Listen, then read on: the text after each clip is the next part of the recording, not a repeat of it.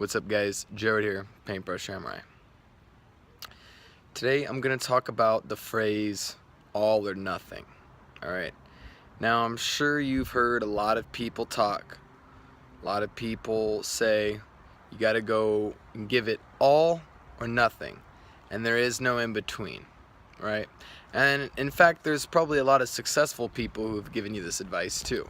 People on the internet or people in books, famous people, whatever. You got to go all or nothing. In fact, you might have already heard me say something like that in a different video. And although I still believe it's true, I wanted to expand on this topic a little bit more, a little bit of clarification, because I think something that's not really understood about this phrase is a lot of people believe it is a rule, or that is it a key to success, that it's something that you have to live your life by. But in reality, what all or nothing is not a rule, it's not a concept or an idea that somebody came up with to improve their life. In fact, it's actually just an observation.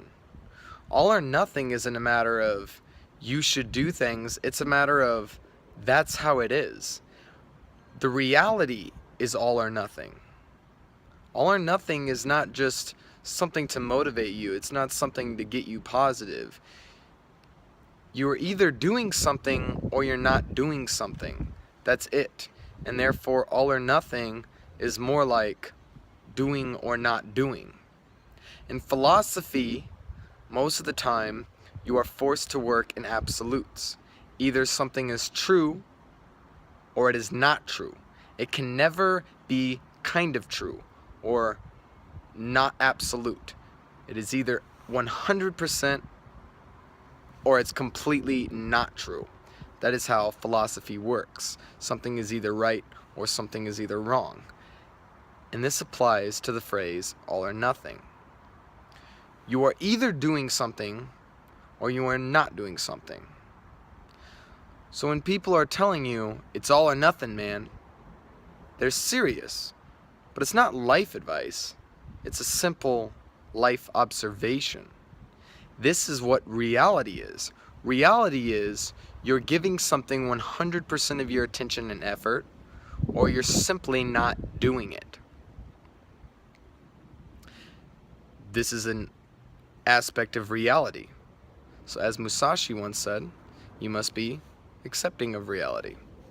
So once you accept reality, you accept that you must go all in your endeavors. Otherwise, you're not actually doing them.